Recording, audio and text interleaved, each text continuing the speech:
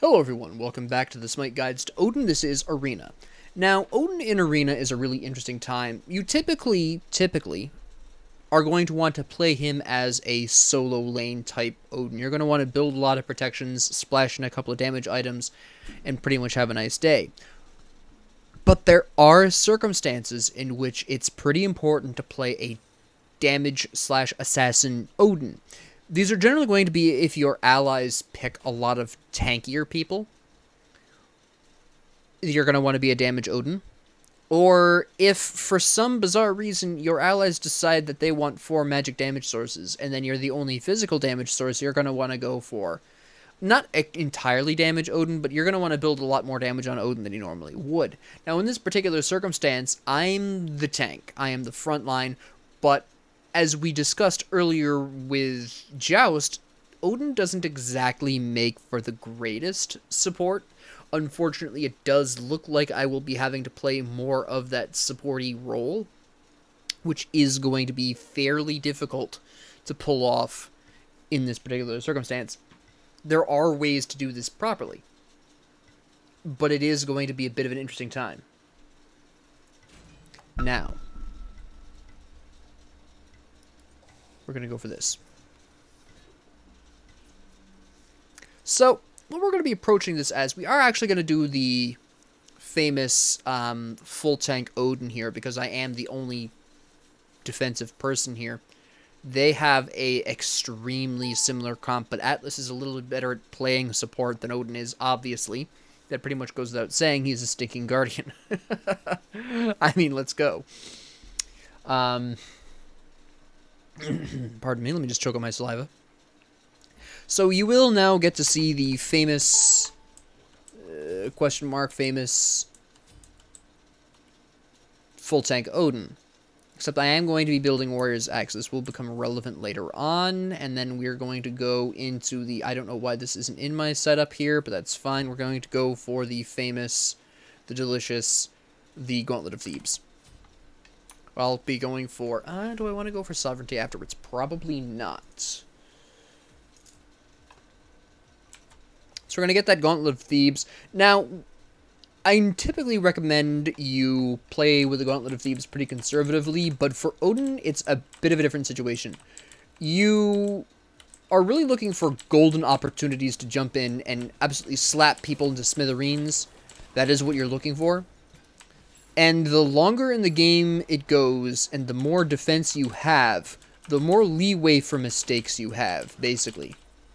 So we're going to go for, normally would want to jump in on the minion wave, just bird bomb that to death, but the enemy team cleared their camps fast enough where that becomes a very unwise decision.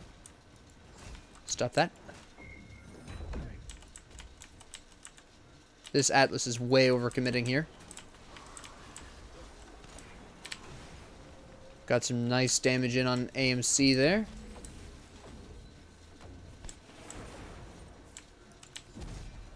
Okay, good.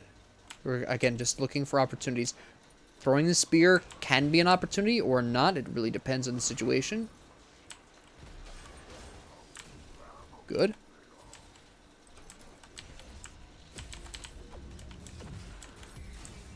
Very nice. Now, I only used my ult there because I saw Medusa coming in, and I figured she'd have her ult up at that time. She did. I guess I didn't hope in vain would be the best description there. I had zero guarantee. It was a huge risk for me to do that.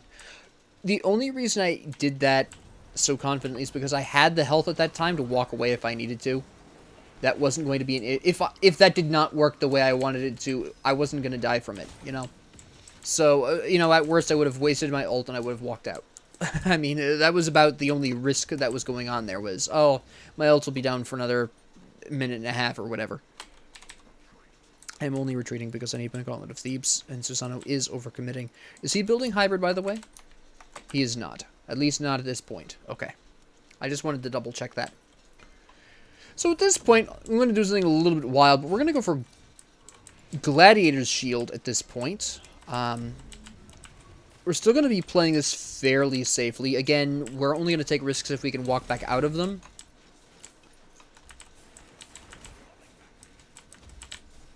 We're just going to get some poke going on here. We're going to back up because we do not have all our allies here. Medusa is off in space. Don't know where she is, but okay.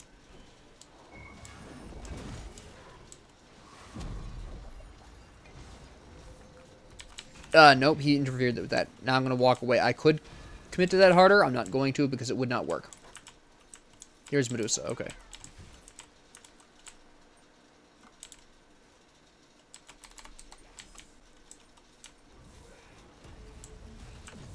It's a good prediction by Atlas there, actually.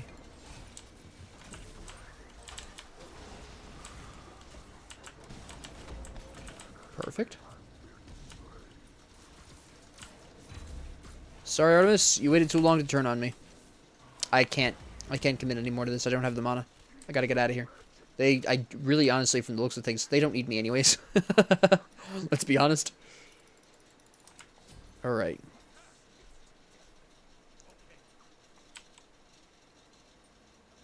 And...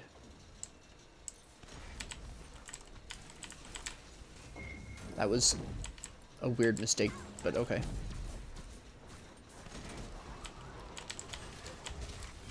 Yeah, I really didn't need to use anything else there.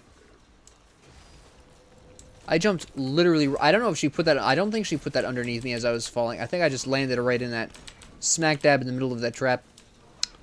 I just trapped myself. I've fallen... Really? It's shooting literally through the... I don't think I hit him, did it? No. Alright. I am in okay enough condition where I can keep an eye on people here. Let me completely whiff that, though. This is fine. Okay.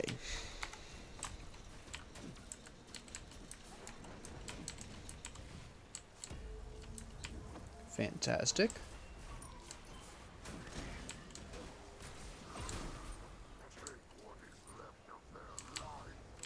Now, I did that for a very interesting reason, which did not work. I had a very specific goal that completely failed.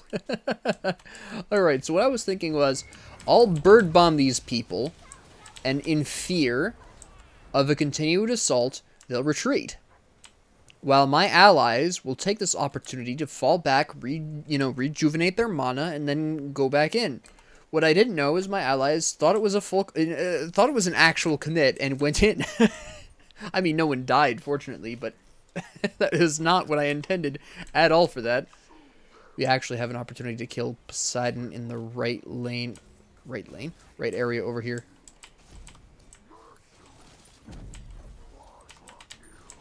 Get him that penta, let's go! No, he did the smart thing, he got out of there. I was willing to die for the... He did it. Who's that absolute mad lad? Nice. That's cool.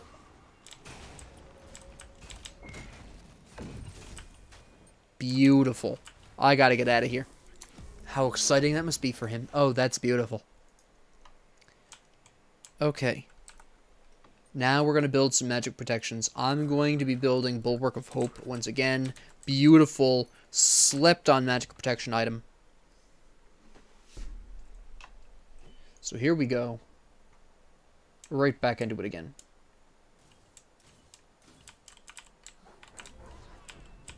What do you think you're doing?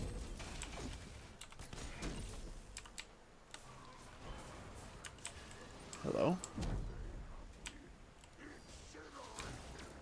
Nice. My allies did not need the splash damage, but okay.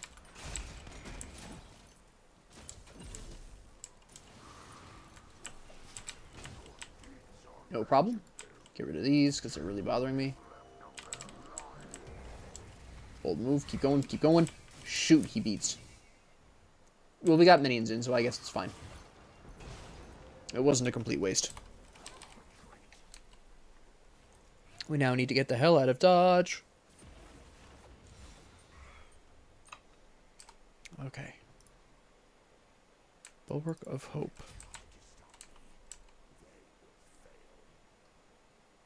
What are we doing here?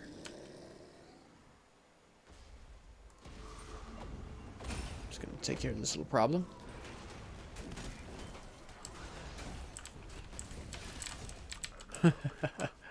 Now you'll notice that I am not particularly hesitant to get weakened down frontline, i.e. Atlas.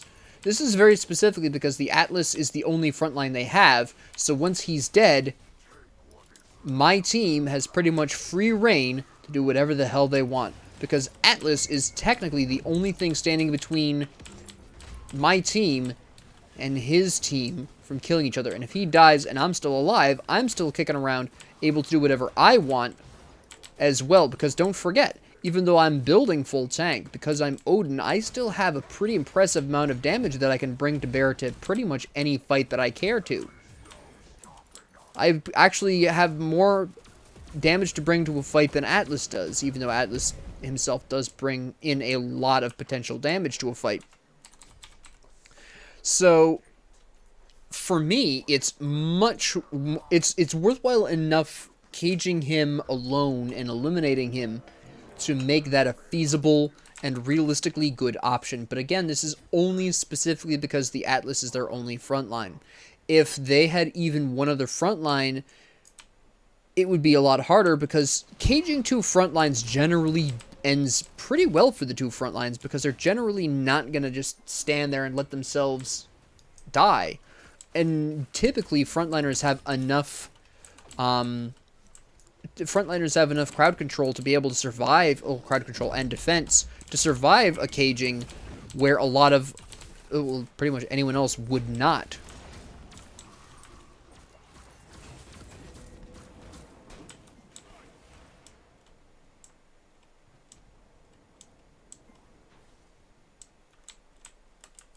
And that's really what we're talking about here. So, because he's alone, he's got no one else to... sorry, I was reading the conversation. I got distracted. I apologize.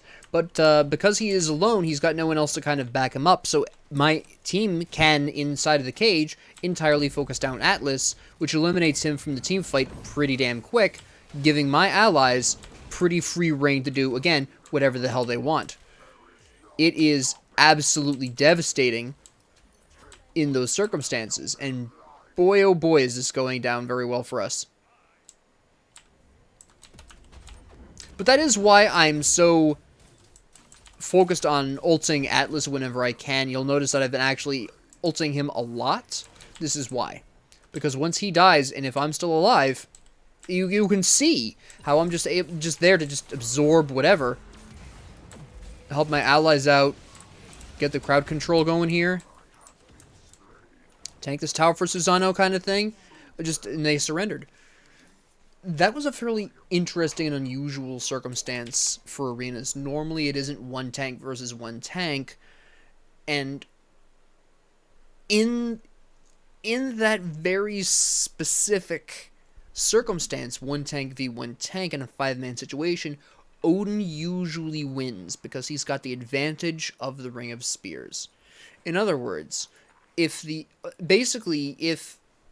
you're in a situation like this as Odin, you are the one front line for your team, and they have exactly one front line for their team. If their front line cannot get out of your cage, once you cage that front line and kill them, you win the team fight. And this is really a great example of why frontliners are so important to a team composition. This is why Atlas, as a Guardian, is not capable of bringing to bear the kind of damage that Odin can. Even though I was building almost full tank, I had Warrior's Axe and Gladiator's Shield as hybrid items, and I was working on Shifter's Shield as another hybrid item. Even though I was building nearly full tank, and so was he, because of Odin's kit, because of the fact that I grabbed Glad Shield and Warrior's Axe for a bit of a damage boost, and the fact that I could prevent Atlas from running away, I had the ability to shut down and eliminate, or at least set up the elimination, which would be a more accurate description, set up the elimination of the enemy front line, thereby allowing my allies to just have unrestricted access to the enemy team, with me still running frontline, still running interference, body blocking, using the world's slowest stun, using my Raven Shield to body block, setting up for kills by doing some surprisingly decent amounts of damage as a tank Odin, things like that. Odin wins these. Odin wins these very hard. It also helped that the entire enemy team was weak to this shield, the Ring of Spears. I could ring anyone and they would be doomed, and damn it, Atlas built the wrong shell. I don't even think he... Yeah, he didn't even finish it. He should have finished this to the Spectral shell, because that would have made a huge difference in his life, in his team's lives. And this is just a matter of mostly them having a really unfortunate team comp, but it also really shows off Odin's strengths, especially in this slightly odd circumstance of one frontline versus one frontline. And ultimately, this is really Odin at his best. Again, I wouldn't normally be building a Gauntlet of Thebes. Gauntlet of Thebes was specifically because I was the only tank on the team, so I needed to build this. I don't normally build this on Odin. This is reflected by the fact that it was not in my regular build for some unholy reason. But anyways, more back to the point. Typically, you'll want to be building, splashing in slightly more damage than what I was doing here. But this really does demonstrate why Odin is beautiful.